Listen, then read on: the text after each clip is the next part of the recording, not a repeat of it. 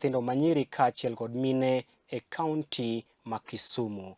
Kaluwore kod Mikai Caroline Nyalando, ma bende ochung' ne chenro mar pogo taulo mag ria e gwengego, ne owacho ni giloso taulo mag ria minyalo luoko kata reusable pads. Mae kaka ne oloso. Atiyo gi migawo mar Fishnet, ahero. Achung' korka migawo mar nyiri madil gi sanitary towels miluongo ni gigo mag ria, towels mag ria ma nyiri boyore godo. Wasebedo ka wapogogi e skundwa mar Fishnet gi community ma wantiere go, gi jogo duto te mosebedo ka support e migawo mopogore opogore. Wase support nyiri mang'eny madhi 800.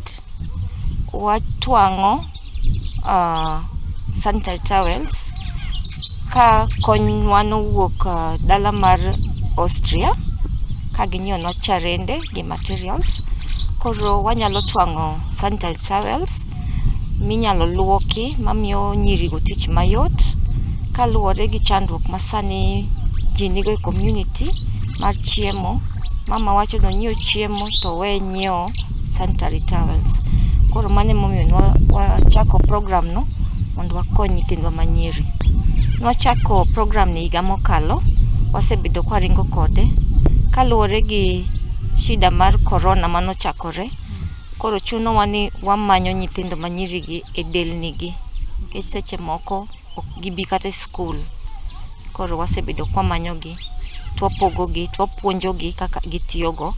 Gin inyalo luoki, timo e chieng', tichaki tiyogo. Koro wapogo nyathi ka nyathi apar.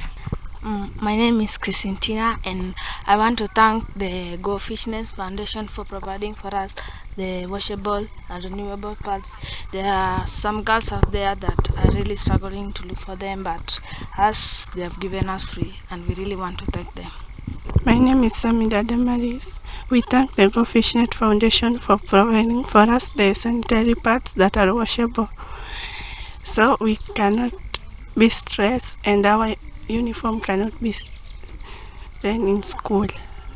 Nyinga en Monica Tieno. Aya Luonga Primary.